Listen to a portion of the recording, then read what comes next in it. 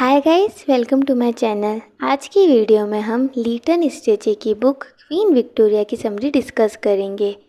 Queen Victoria Lytton Strachey की famous biography है जिसे 1921 में कंप्लीट और पब्लिश किया था। लीटन स्टेचे की बुक क्वीन विक्टोरिया में उन्होंने विक्टोरिया की लाइफ को एक नए पर्सपेक्टिव से देखा। उन्होंने उनके व्यक्तित्व, उनकी सामाजिक स्थिति और उनके समय की महत्वपूर्ण घटनाओं पर विचार किया। इस बुक में उन्होंने विक्टोरिया की पावर्स और उनकी वीकनेसेस को स्पष्ट किया और उनकी राजनीतिक स्थिति को विशिष्ट रूप से समझाया। स्टेचे ने क्वीन विक्टोरिया के व्यक्तित्व में गहराई तक झांकने का प्रयास किया और उनके व्यक्तिगत जीवन के कई पहलुओं पर रोशनी डाली। ओवरऑल ये बुक विक्टोरिया की ज़िंदगी और उनके समय की राजनीतिक, सामाजिक और व्यक्तिगत महत्व को समझने का एक महत्वपूर्ण माध्यम है। इस बुक की समरी स्टार्ट करने से पहले हम ऑथर के बारे में जान लेते हैं।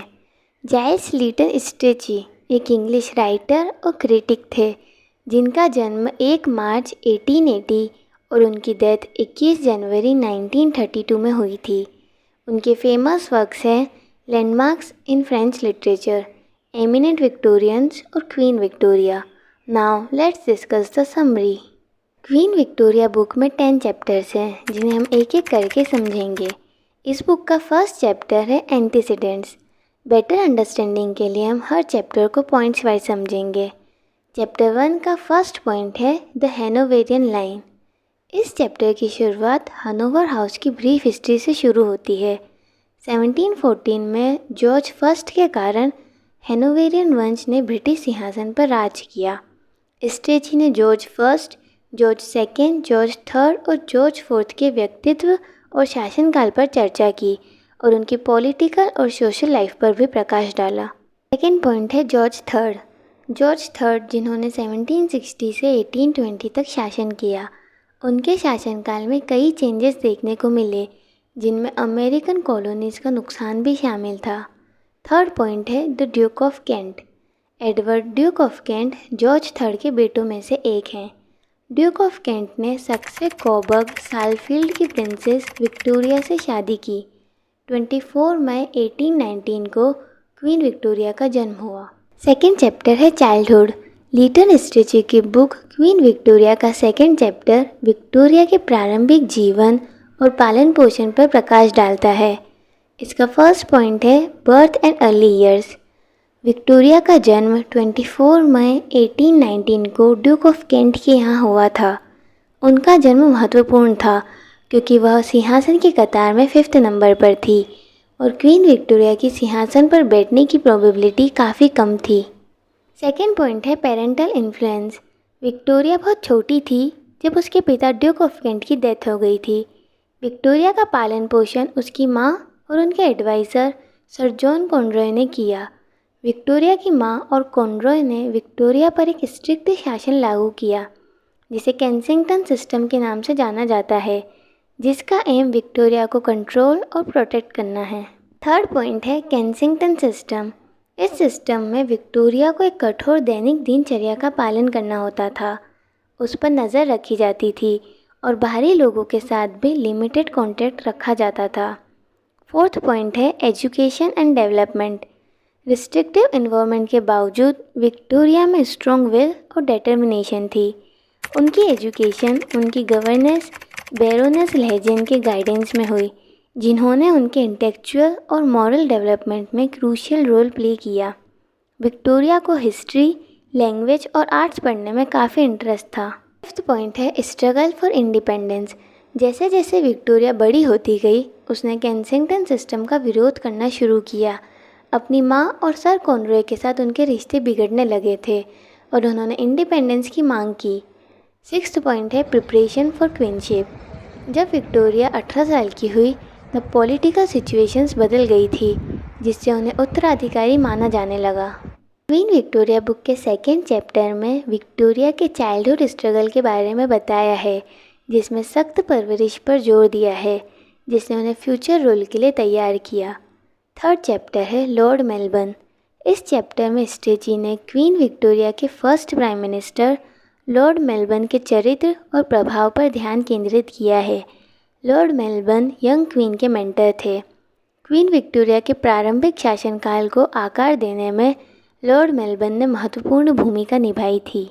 इसका फर्स्ट पॉइंट है background and character. William Lamb second viscount, जिन्हें लॉर्ड मेलबर्न के नाम से भी जाना जाता है, जो कि एक्सपीरियंस्ड और चार्मिंग पॉलिटिशियन थे। लॉर्ड मेलबर्न इंटेलिजेंट और नॉलेजेबल थे। सेकेंड पॉइंट है रिलेशनशिप विद क्वीन विक्टोरिया। 1837 में सिंहासन पर बैठने के बाद क्वीन विक्टोरिया ने लॉर्ड मेलबर्न के साथ क्लोज और अफेक्शनेट बॉन्ड बनाई। यंग क्वीन के लिए लॉर्ड मेलबर्न पिता समान थे, जो उन्हें गाइडेंस और सपोर्ट देते थे। थर्ड पॉइंट है पॉलिटिकल कॉन्टेक्स्ट। प्राइम मिनिस्टर के रूप में मेलबर्न का पॉलिटिकल पीरियड काफ़ी चुनौतियों भरा रहा। इन चुनौतियों के बावजूद मेलबर्न की विक्टोरिया के साथ रिलेशनशिप गवर्नमेंट को एक स्टेबलाइज्ड इफेक्ट प्रोवाइड कर रही थी। फोर्थ पॉइंट है personal traits and political style. Melbourne के सहज व्यवहार के कारण विक्टोरिया उन पर काफ़ी ट्रस्ट करती थी। उनमें लोगों को पहचान लेने का टैलेंट था।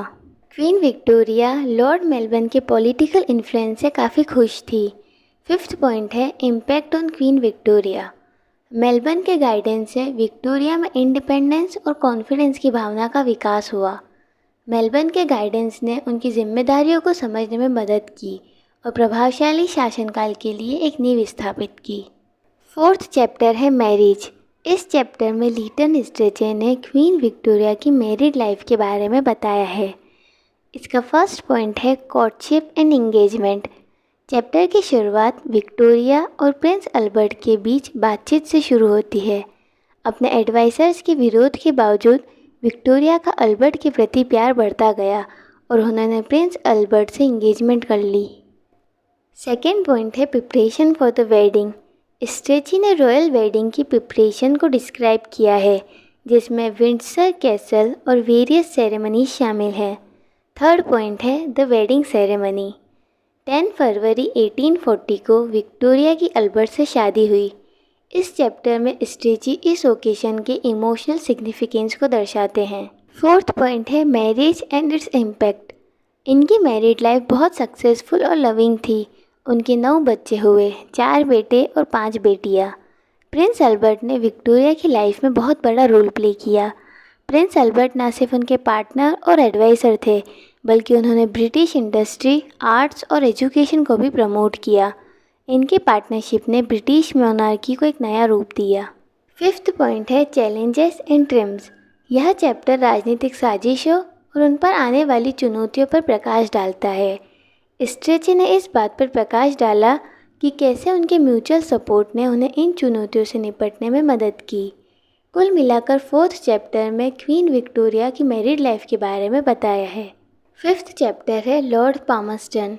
इस चैप्टर में लीटन स्ट्रेची ने क्वीन विक्टोरिया के शासनकाल के सबसे इन्फ्लुएंशियल और कंट्रोवर्शियल मैन लॉर्ड पामस्टन के कैरेक्टर और पॉलिटिकल करियर पर प्रकाश डाला है। इसका फर्स्ट पॉइंट है Palmerston's background and rise to power. एक कुलीन परिवार में जन्मे पामस्टन का प्रारंभिक जीवन प्रिविलेज और एजुकेशन से चिन्हित था। उनकी पॉलिटिक्स में एंट्री काफ़ी स्मूथ थी और उन्होंने उनकी फॉरेन पॉलिसी के कारण जल्द ही ख्याति प्राप्त कर ली थी। प्राइम मिनिस्टर बनने से पहले उन्होंने वॉर सेक्रेटरी और फॉरेन सेक्रेटरी जैसे सिग्निफिकेंट पोजीशन पर कार्य किया। सेकेंड पॉइंट है पामस्टन्स फॉरेन पॉलिसी। पामस्टन की फॉरेन पॉलिसी का एम विश्व स्तर पर ब्रिटिश पावर के इन्फ्लुएंस को बनाए रखना था। थर्ड पॉइंट है relationship with queen Victoria. Queen Victoria और प्रिंस अल्बर्ट पामस्टन की मेथड और डिसीजन के आलोचक थे। क्वीन विक्टोरिया से परामर्श के बिना पामस्टन महत्वपूर्ण डिसीजन ले लेते थे। इनकी इस आदत के कारण क्वीन उन्हें कुछ खास पसंद नहीं करती थी। फोर्थ पॉइंट है पामस्टन्स लेगेसी। ब्रिटिश पॉलिटिक्स और फॉरेन अफेयर्स पर उनका गहरा प्रभाव था। उनके कार्यकाल में सक्सेस और कंट्रोवर्सी दोनों देखने को मिली। उनकी डेथ के बाद भी ब्रिटिश हिस्ट्री पर पामस्टन का प्रभाव और क्वीन विक्टोरिया के साथ उनके कॉम्प्लेक्स रिलेशनशिप बने रहे। इस पूरे चैप्टर में स्ट्रेची ने पामस्टन के बारे में बताया है, जिसमें उनकी स्ट्रेंथ और फ्लॉज को हाईलाइट किया है। सिक्स्थ चैप्टर है last years of Prince consort. इसका पहला पॉइंट है declining health of Prince Albert. Albert के जीवन के अंतिम वर्षों में उनके स्वास्थ्य में गिरावट आने लगी। वह पेट दर्द और सामान्य थकान सहित विभिन्न बीमारियों से पीड़ित थे। सेकेंड पॉइंट है वर्कलोड एंड रिस्पॉन्सिबिलिटीज़। अपने गिरते स्वास्थ्य के बावजूद भी अल्बर्ट ने काम का बोझ जारी रखा। वह राज्य, शिक्षा सुधार और पब्लिक वर्क्स में गहराई से शामिल थे। थर्ड पॉइंट है फैमिली कंसर्न्स। अल्बर्ट अपने बच्चों, विशेषकर प्रिंस ऑफ वेल्स के फ्यूचर को लेकर चिंतित थे। उन्हें लगता था कि वे उनकी उम्मीदों पर खरे नहीं उतर रहे हैं। उन्हें उनकी एजुकेशन और मॉरल अपब्रिंगिंग की भी चिंता थी। फोर्थ पॉइंट है tensions with queen Victoria. Victoria और अल्बर्ट के बीच कभी कभी झगड़े हो जाया करते थे। विक्टोरिया इमोशनल डिमांडिंग थी, जिससे अल्बर्ट का स्ट्रेस और बढ़ जाता था। फिफ्थ पॉइंट है फाइनल इलनेस। 1861 के अंत में अल्बर्ट का स्वास्थ्य तेज़ी से बिगड़ गया। उन्हें टाइफाइड हो गया, जिसके कारण 14 दिसंबर 1861 को उनकी मृत्यु हो गई। उनकी डेथ विक्टोरिया के लिए एक विनाशकारी झटका था। सिक्स्थ पॉइंट है लेगेसी।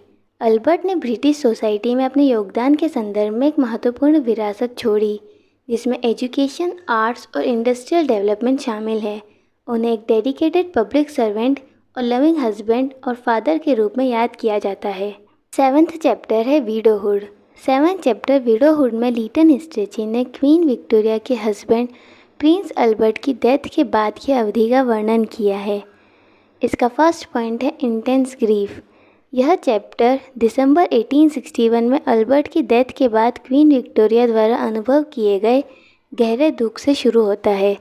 उन्होंने काले कपड़े पहनना शुरू कर दिया और एकांत को प्राथमिकता देते हुए कई सार्वजनिक कर्तव्यों से खुद को अलग कर लिया। सेकेंड पॉइंट है पब्लिक रिएक्शंस। विक्टोरिया के लंबे शोक और सार्वजनिक जीवन से हटने पर जनता काफ़ी चिंता में थी। थर्ड पॉइंट है पॉलिटिकल इन्वॉल्वमेंट। इस पीरियड के दौरान उनके प्राइम मिनिस्टर बेंजामिन डिज़राइली जैसे क्लोज एडवाइज़र पर उनकी निर्भरता बढ़ गई। फोर्थ पॉइंट है फैमिली डायनेमिक्स। यह चैप्टर विक्टोरिया के अपने बच्चों के साथ संबंधों और अल्बर्ट की डेथ ने परिवार को कैसे प्रभावित किया इस पर प्रकाश डालता है। अपने बच्चों, विशेष रूप से अपने सबसे बड़े बेटे फ्यूचर किंग एडवर्ड 7 से उनकी एक्सपेक्टेशन और डिमांड पर प्रकाश डाला गया है। फिफ्थ पॉइंट है लेगेसी ऑफ अल्बर्ट। विक्टोरिया ने अपनी अधिकांश एनर्जी अल्बर्ट की मेमोरी और लेगेसी को प्रिजर्व करने के लिए समर्पित कर दी। उन्होंने उनके सम्मान में कई मॉन्यूमेंट्स बनवाए और यह सुनिश्चित किया कि उनके योगदान को याद किया जाए। सिक्स्थ पॉइंट है रिटर्न टू पब्लिक लाइफ। धीरे धीरे विक्टोरिया ने कुछ पब्लिक ड्यूटीज़ को निभाना शुरू कर दिया। उनकी पुनः उपस्थिति और सार्वजनिक कार्यक्रमों में भागीदारी को सावधानीपूर्वक मैनेज किया गया। एट्थ चैप्टर है मिस्टर ग्लैडस्टोन एंड लॉर्ड बीकंसफील्ड। यह चैप्टर मिस्टर ग्लैडस्टोन और लॉर्ड बीकंसफील्ड के विपरीत पॉलिटिकल फिगर्स पर बेस्ड है। ये दोनों राजनेता अपोजिट पॉलिटिकल विचारधाराओं का प्रतिनिधित्व करते थे और क्वीन विक्टोरिया के शासनकाल पर उनका महत्वपूर्ण प्रभाव था। फर्स्ट पॉइंट है लॉर्ड बीकंसफील्ड प्रीमायरशिप। लॉर्ड बीकंसफील्ड की पहचान उनकी फॉरेन पॉलिसी और साम्राज्यवादी महत्वाकांक्षाओं से है। उन्होंने विक्टोरिया को भारत की महारानी बनाने में महत्वपूर्ण भूमिका निभाई, जिससे क्वीन विक्टोरिया बहुत ही ज़्यादा खुश हुई। सेकेंड पॉइंट है ग्लैडस्टोन्स प्रीमायरशिप। ग्लैडस्टोन का फोकस इरिश होम रूल और डोमेस्टिक रिफॉर्म्स पर था। उनके कार्यकाल में सिग्निफिकेंट लेजिस्लेटिव चेंजेस तो हुए, लेकिन राजनीतिक संघर्ष भी देखने को मिला। थर्ड पॉइंट है पॉलिटिकल कंपटीशन। ग्लैडस्टोन और बीकंसफील्ड के डिफरेंट विजन्स के कारण उनके बीच मुकाबला होता रहता था। उनकी राजनीतिक लड़ाइयों ने एक एरा को डिफाइन किया और देश भर में गहरा प्रभाव डाला। फोर्थ पॉइंट है विक्टोरियाज़ इन्फ्लुएंस। दोनों नेताओं के साथ क्वीन विक्टोरिया की बातचीत से उनके पॉलिटिकल प्रभाव का पता चलता है। बीकंसफील्ड के प्रति उनकी प्राथमिकता स्पष्ट है, लेकिन उन्होंने ग्लैडस्टोन की एबिलिटीज़ का भी सम्मान किया। नाइन्थ चैप्टर है ओल्ड एज। इसका फर्स्ट पॉइंट है प्रोलॉन्ग्ड मॉर्निंग। 1861 में प्रिंस अल्बर्ट की डेथ के बाद क्वीन विक्टोरिया गहरे शोक में डूब गई थी। शोक की इस विस्तारित अवधि का विक्टोरिया की इमोशनल वेलबींग और दूसरों के साथ उनके संबंधों पर गहरा प्रभाव पड़ा। सेकेंड पॉइंट है आइसोलेशन। विक्टोरिया अपने ओल्ड एज में अकेले रहना पसंद करती थी। विक्टोरिया पर अपनी प्रजा की चिंताओं से अलग होने का आरोप लगाया गया। थर्ड पॉइंट है रिलेशनशिप विद चिल्ड्रन। यह चैप्टर विक्टोरिया और उसके 9 बच्चों के साथ रिश्तों की पड़ताल करता है। वह अपने बेटे एडवर्ड के फ्यूचर को लेकर टेंशन में थी। फोर्थ पॉइंट है continued political influence. Public life से हटने के बावजूद विक्टोरिया ने राजनीतिक मामलों में सक्रिय रूप से भाग लिया। वह अपने प्राइम मिनिस्टर को नियमित रूप से सलाह देती और विभिन्न मामलों पर अपनी राय व्यक्त करती। फिफ्थ पॉइंट है लेगेसी एंड इम्पैक्ट। यह चैप्टर ब्रिटिश हिस्ट्री में सबसे लंबे समय तक शासन करने वाली विक्टोरिया की विरासत को दर्शाता है। विक्टोरिया को 1870 में एम्प्रेस ऑफ इंडिया का टाइटल मिला था। 22 जून 1897 में विक्टोरिया के डायमंड जुबिली सेलिब्रेशन को इम्पोर्टेंट इवेंट के रूप में रेखांकित किया गया है, जो उसकी स्थायी लोकप्रियता और सामाजिक एकता का प्रतीक है। इस बुक का लास्ट चैप्टर है द एंड। जनवरी 1901 को क्वीन विक्टोरिया की डेथ हो जाती है। लीटन स्ट्रेचे ने राष्ट्र के दुख और उनके निधन के वैश्विक महत्व का वर्णन किया है। उनकी डेथ से न केवल उनके जीवन का अंत हुआ, बल्कि विक्टोरियन एरा का भी अंत हुआ। सार्वजनिक शोक और दुनिया भर से श्रद्धांजलियाँ उनके शासनकाल के स्मारकीय प्रभाव को दर्शाती हैं। क्वीन विक्टोरिया अपने मजबूत इरादों और प्रगतिशील सोच के कारण अपनी जिम्मेदारियों को अंत तक निभाने में सफल रही। स्ट्रेचे ने विक्टोरिया की विरासत पर चिंतन के साथ अपनी बात समाप्त की, जिसमें बताया गया है कि कैसे उनके व्यक्तिगत गुणों और लंबे शासनकाल ने दुनिया पर उनकी छाप छोड़ी। इसी के साथ इस बुक की समरी ख़त्म होती है। लीटन स्ट्रेचे ने अपनी बुक में विक्टोरिया की पर्सनल और पॉलिटिकल लाइफ को बहुत ही ब्यूटीफुली एक्सप्लेन किया है। अगर ये वीडियो आपके लिए हेल्पफुल रही है तो please like this video and if you have any queries regarding this summary let me know in the comment section.